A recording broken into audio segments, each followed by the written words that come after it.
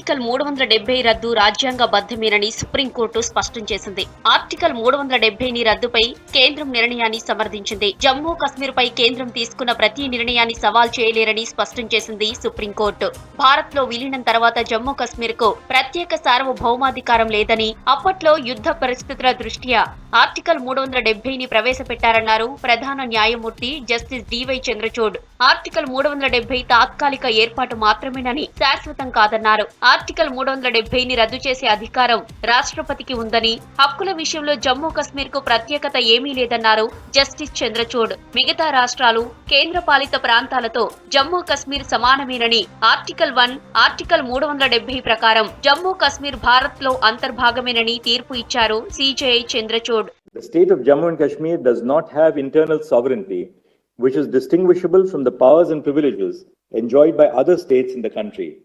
Article 370 was a feature of asymmetric federalism and not sovereignty. The power of Parliament under Article 356(1)(b) to exercise the powers of the legislature of the state cannot be restricted to lawmaking power, thereby excluding non-lawmaking power of the legislature of the state. Such an interpretation would amount to reading in a limitation into the provision contrary to the text of the article. It can be garnered from the historical context for the inclusion of Article 370 and the placement of Article 370 in Part 21 of the Constitution that it is a temporary provision. The President had the power to issue a notification declaring that Article 370 Clause 3 ceases to operate without the recommendation of the Constituent Assembly.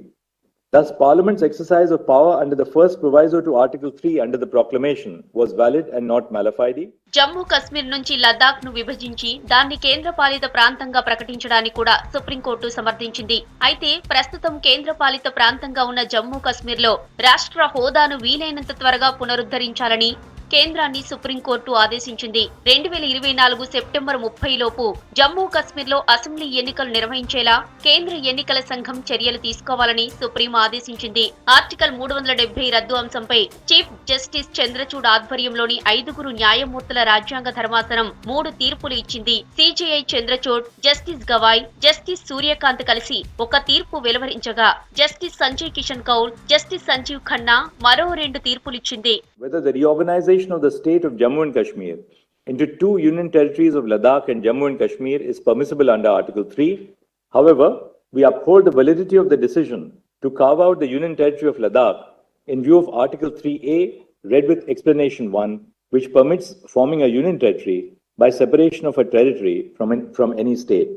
We direct that steps shall be taken by the Election Commission of India to conduct elections to the Legislative Assembly of Jammu and Kashmir constituted under Section 14 of the Reorganization Act by 30 September 2024. Restoration of statehood shall take place at the earliest and as soon as possible. Jammu Kashmir కు ప్రత్యేక హోదా కల్పించే 370 article ను కేంద్రం 2019 August 5న రద్దు చేసింది. ఆ రాష్ట్రాన్ని 2 కేంద్ర పాలిత ప్రాంతాలుగా విభజించింది. కేంద్రం నిర్ణయాన్ని వ్యతిరేకిస్తూ జమ్మూ కశ్మీర్ కు చెందిన పలు పార్టీలు సుప్రీం కోర్టులో పిటిషన్లు వేశాయి. వీటిపై సుప్రీంకోర్టు ప్రధాన న్యాయమూర్తి జస్టిస్ డివై చంద్రచూడ్ నేతృత్వంలోని 5 సభ్యుల రాజ్యాంగ ధర్మాసనం ఈ ఏడాది ఆగస్టు 2 నుంచి సుదీర్ఘంగా విచారణ జరిపింది. సెప్టెంబర్ 5న తన తీర్పును రిజర్వులో ఉంచింది.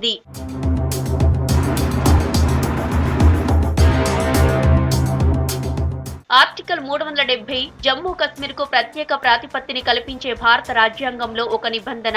దీని ద్వారా జమ్మూ కశ్మీర్ కు ప్రత్యేక అధికారాలు సంక్రమించాయి. భారతదేశం రాష్ట్రాల యూనియన్ అని చెప్పే ఆర్టికల్ 1 మినహా జమ్మూ కశ్మీర్ కు మరే ఇతర ఆర్టికల్ వర్తించదు. ఈ రాష్ట్రానికి ప్రత్యేక రాజ్యాంగం ఉంది.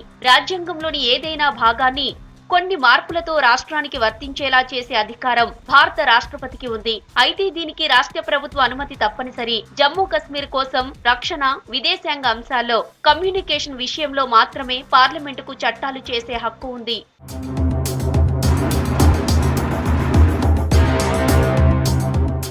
భారత రాజ్యాంగంలోని ఆర్టికల్ 370 జమ్మూ కశ్మీర్ కు ప్రత్యేక రాష్ట్ర హోదాను ఇస్తుంది. 1947లో భారత్ పాకిస్తాన్ విభజన జరిగినప్పుడు జమ్మూ కశ్మీర్ రాజు హరిసింగ్ స్వతంత్రంగా ఉండాలనుకున్నారు. కానీ తర్వాత ఆయన కొన్ని షరతులతో భారత్ లో విలీనమయ్యేందుకు అంగీకరించారు. ప్రధానమంత్రి జవహర్లాల్ నెహ్రూ, షేక్ మహమ్మద్ అబ్దుల్లా 5 నెలలు చర్చలు జరిపిన తర్వాత రాజ్యాంగంలో ఆర్టికల్ 370ని జోడించారు. దీని ప్రకారం జమ్మూ కశ్మీర్ కు ప్రత్యేక అధికారాలుంటాయి. ఈ ఆర్టికల్ తో రాజ్యాంగం ప్రకారం ఇతర రాష్ట్రాలకు వర్తించిన నిబంధనలేవి జమ్మూ కశ్మీర్ కు వర్తించవు. దీని ప్రకారమే 1965 వరకు ఆ రాష్ట్రానికి సీఎం బదులు ప్రధాని, గవర్నర్ స్థానంలో ప్రెసిడెంట్ ఉండేవారు. ఆర్టికల్ 370ను గోపాలస్వామి అయ్యంగార్ రూపొందించారు. ఆయన అంతకుముందు జమ్మూ కశ్మీర్ రాజు మహారాజా హరిసింగ్ వద్ద దివానుగా పనిచేశారు. రక్షణ, విదేశీ వ్యవహారాలు, ఆర్థిక, సమాచార శాఖల వ్యవహారాలు మినహా మిగతా చట్టాల అమలుకు ఆ రాష్ట్ర ప్రభుత్వ ఆమోదం తప్పనిసరి. ఆర్టికల్ 370 ప్రకారం బయటి వ్యక్తులు జమ్మూ కశ్మీర్ లో భూమి లేదా ఆస్తులు కొనుగోలు చేయడం కుదరదు. దీనికి సంబంధించి సెక్షన్ 35A లో రూల్స్ ఉన్నాయి. యుద్ధం, విదేశీ దురాక్రమణ సమయంలోనే కేంద్రం ఆ రాష్ట్రంలో ఎమర్జెన్సీ విధించగలదు. అంతర్గత ఘర్షణలు తలెత్తినప్పుడు కూడా రాష్ట్ర ప్రభుత్వ సమ్మతి లేనిదే ఎమర్జెన్సీ విధించలేదు. జమ్మూ కశ్మీర్ కు ప్రత్యేక రాజ్యాంగం, ప్రత్యేక పీనల్ కోడ్ ఉన్నాయి. రాష్ట్ర ప్రజలకు ద్వంద్వ పౌరసత్వం ఉంటుంది. జమ్మూ కశ్మీర్ అసెంబ్లీ కాలపరిమితి 6 ఏళ్లు. ఆర్టికల్ 370 రద్దుపై సుప్రీంకోర్టు తీర్పు చరిత్రాత్మకమన్నారు ప్రధాని మోదీ. జమ్మూ కశ్మీర్, లదాఖ్ ప్రజల ఆశలు, ఐక్యత, పురోగతికి సుప్రీం తీర్పు మార్గదర్శకమన్నారు. ఈ తీర్పు కేవలం చట్టపరమైనది మాత్రమే కాదని, రానున్న తరాలకు ఇదో ఆశాకిరణమన్నారు ప్రధాని.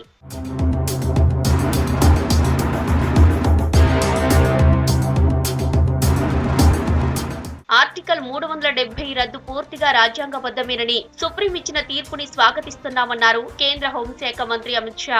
ఆర్టికల్ 370 రద్దు తర్వాత పేదలు, అణగారిన వర్గాల హక్కులను కాపాడామన్నారు. వేర్పాటువాదం, రాళ్లు రువ్వే ఘటనలు ఇక ఉండబోవన్నారు. కోర్టు తీర్పుతో దేశ ఐక్యత, సమగ్రత మరింత బలపడిందన్నారు అమిత్ షా. సుప్రీం తీర్పుని స్వాగతిస్తామన్నారు శివసేన నేత ఉద్ధవ్ ఠాక్రే. జమ్మూ కశ్మీర్ లో వీలైనంత త్వరగా ఎన్నికలు నిర్వహించాలన్నారు. అంతకంటే ముందు పీఓకే భారత్ లో విలీనం చేయాలని డిమాండ్ చేశారు ఉద్ధవ్.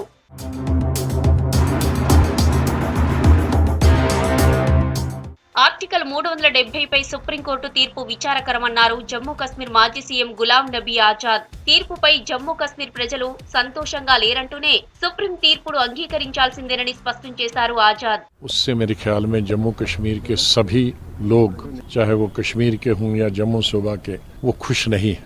जिस 35A को महाराजा हरि सिंह ने 1925, 1927 और 1928 में बनाया था, आज वो भी ख़त्म हो गया. दोनों चीज़ें ख़त्म. इससे हमारी स्टेट की इकानमी को बहुत नुकसान होगा. ज़मीनें महंगी हो जाएंगी और बहुत कम नौकरियां होती. ज़ाहिर स्टेट बहुत छोटी है. अब उसमें पूरे मुल्क के 130 करोड़ जो आबादी हमारे में वो अप्लाई कर सकते हैं हर महकमे के लिए. तो हमारे जो नौजवान बच्चे हैं या बच्चियां हैं पढ़ी लिखी, वो और बेकारी हमारी बढ़ेगी कई गुना और ज्यादा. సుప్రీం తీర్పుతో అసంతృప్తిగా ఉన్నామన్నారు నేషనల్ కాన్ఫరెన్స్ ఉపాధ్యక్షుడు ఒమర్ అబ్దుల్లా. ఆర్టికల్ 370ని రద్దు చేయడానికి బీజేపీకి కొన్ని దశాబ్దాలు పట్టిందన్నారు. రద్దుపై సుదీర్ఘ పోరాటానికి సిద్ధంగా ఉన్నామని, పోరాటం కొనసాగుతుందన్నారు ఒమర్ అబ్దుల్లా. आज सुप्रीम कोर्ट ने आखिरकार 370 को 35A को जम्मू कश्मीर को 2 हिस्से में तकसीम करना, यूनियन टेरिटरी का दर्जा देना, इन सब मामलों पे अपना फैसला सुनाया. సుప్రీం తీర్పుపై జమ్మూ కశ్మీర్లోని ఓ వర్గం ప్రజలకు అసంతృప్తి ఉంటుందన్నారు మహారాజా హరిసింగ్ కుమారుడు కరణ్ సింగ్. సుప్రీం తీర్పును అనుసరించడమే మార్గమన్నారు. I cannot say, but a section of people in J&K who will not be happy with this, who will be very unhappy. To them, my sincere advice is that they should accept the inevitable, and they should accept the fact that now this has been done and the Supreme Court has upheld the action, and therefore there is no point now unnecessarily hitting their head against the wall. Now my suggestion is that they should turn their energies towards fighting the next election. That is where the people should now be motivated instead of any negativity developing. That is my personal, as not only a well-wisher of the state, as the state itself, as you know, my name was mentioned in the judgment. Without that proclamation, the rest of the things wouldn't have been done. So, I am very much part of it. So, as a state person myself, I'd like to urge that people should now accept this gracefully. Supreme court తీర్పుపై నిరుత్సాహపడడం లేదన్నారు Peoples Democratic Party chief Mehbooba Mufti. ఈ విషయంలో జమ్మూ కశ్మీర్ ఎన్నో ఒడిదొడుకులు చూసిందన్నారు. 370 నిబంధన తాత్కాలికమన్న వ్యాఖ్యలతో తాము ఓడిపోయినట్లు కాదని, ఇది భారతదేశ ఆలోచనల ఓటమి అని కామెంట్ చేశారు Mufti.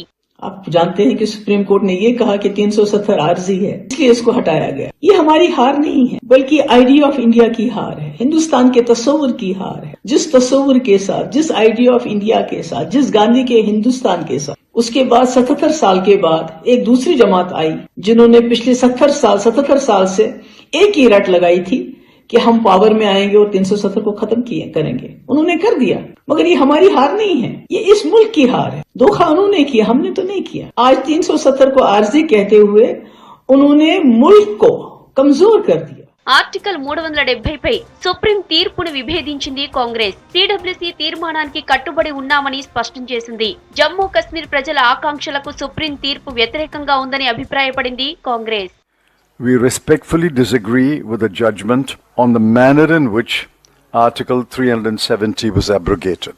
We reiterate the CWC resolution of 6th August 2019 that Article 370 deserved to be honoured until it was amended strictly in accordance with the Constitution of India.